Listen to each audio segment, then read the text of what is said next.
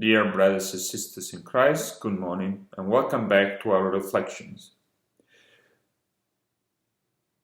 Our society praises people who are successful, people who are in positions of authority and power, people who are famous, who get famous or rich.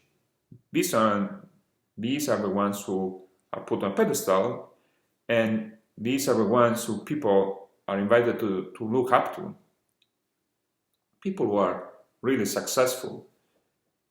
Instead, in today's gospel, taken from Matthew chapter 5, Jesus praises and puts on a pedestal different type of people.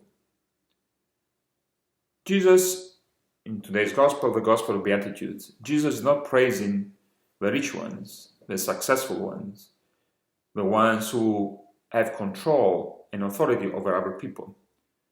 Jesus praises and calls blessed the poor in spirit, the meek, the ones who mourn, the pure in heart, the peacemakers, the persecuted for the sake of righteousness. Jesus praises people whom we consider as weak, or we consider them as a failure. Humanly speaking, we won't praise somebody who is poor in spirit or meek. We consider them defeated and worthless. Instead, Jesus is praising these people. Why? Because the key to happiness, the key to glory and success is precisely acknowledging that we need God. The Beatitudes are the doors to the kingdom, to salvation and to God.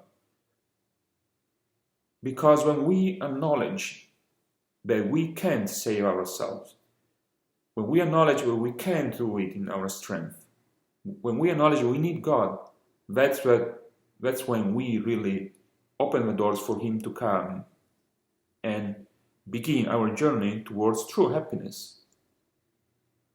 Only God can give us true happiness and joy. And among the Beatitudes, there are two of them that ties very well into the current situation our country finds itself in. Jesus calls the peacemakers blessed, for they will be called children of God.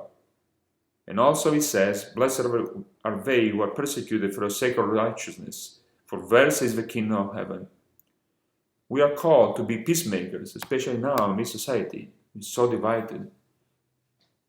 Even when we are persecuted for the sake of righteousness, for the sake of building a better place, a place in which God's love would triumph, even then Jesus calls us blessed.